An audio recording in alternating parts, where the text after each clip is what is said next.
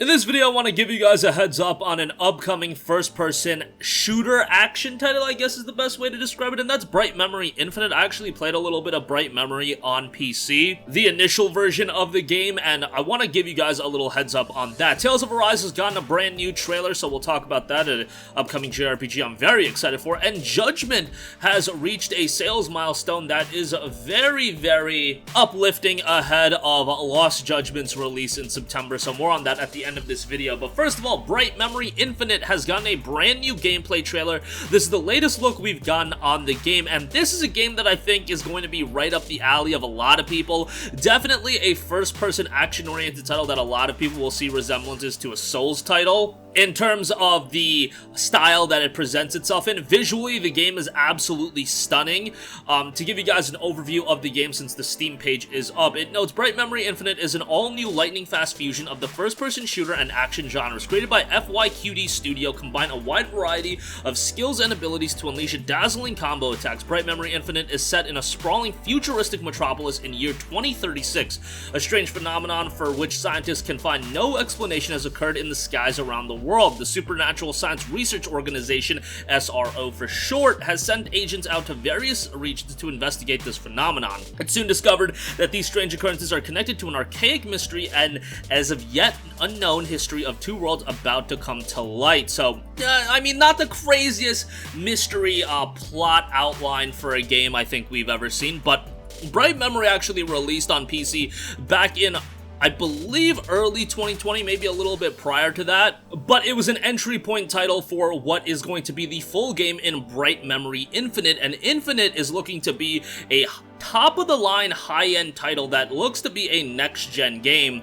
So, from a visual standpoint, it's looking quite nice, and again, I played Bright Memory quite a bit on PC. I have to say, for the version that I played, a little bit rough around the edges, but you can definitely see it's a flashy game that a lot of people would be able to immediately get invested into. Visuals were absolutely stunning. And again, the gameplay was fast-paced, high-octane, and a little bit flashy, but also a little bit sloppy at times, so I hope with the Infinite release they do tighten up some of the edges of the game and do make it a little bit more nuanced. I think that would do the game a lot of good, but it's got a very positive reception on Steam. People really liked it, and I had my fun with it, but to see it get a console release as well as a full release on PC in 2021 is going to be great. Now, the game is due out for Xbox Series and PC first, sometime later in 2021.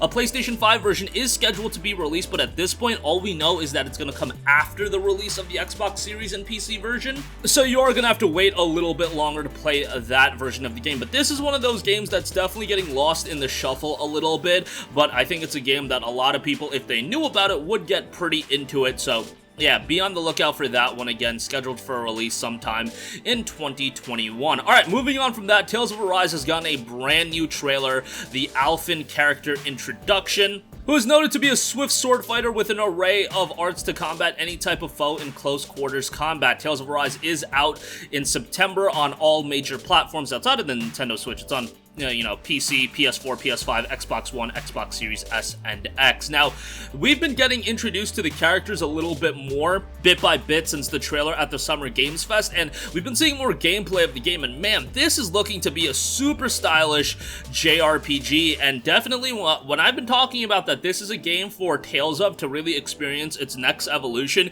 it continues to be looking like that when we see the gameplay of the title. It's looking to be more focused on its action-oriented gameplay. I mean, Tales have never really adopted a turn-based style of gameplay. It's always been you find your enemies and then you get into this battle encounter, but this is looking to be more of a traditional action game at times as well. We'll see how the full game ultimately turns out, but visually it looks stunning, and it's definitely, from a budget standpoint, at least presentation-wise, looks to be a step up from Tales of games of the past. And again, Tales of Arise is due out September 10th worldwide. And lastly, I do want to note that Judgment shipments and digital sales have topped 1 million units, which, comparatively speaking to some of the big titles that you'll hear about, your God of Wars, your Spider-Mans of the world, Grand Theft Auto or anything like that, obviously Judgment has not sold at that level, but at the same time, this is a game that is a lower key release that the studio is very popular in Japan, but in the West, they've only, in the last few years really garnered a lot of traction over here.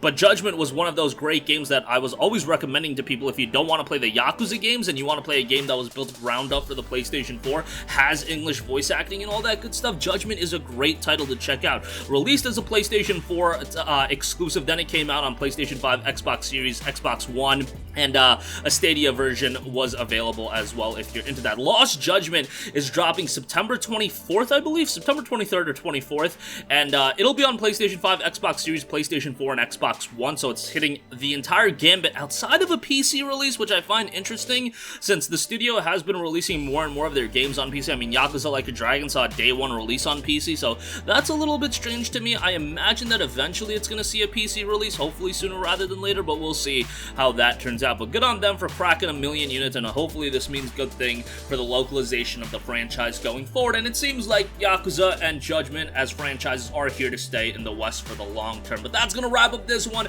Again, Bright Memory Infinite, definitely a game to keep on your radar, dropping sometime in 2021 for PC, as well as Xbox One later after that on PlayStation 5. Tales of Arise has gotten a brand new trailer, and Judgment shipments have topped 1 million. I just say Judgment shipments and digital sales. That's going to wrap up this one. Sound off with all of your thoughts in the comment section down below. Thank you for watching, and goodbye.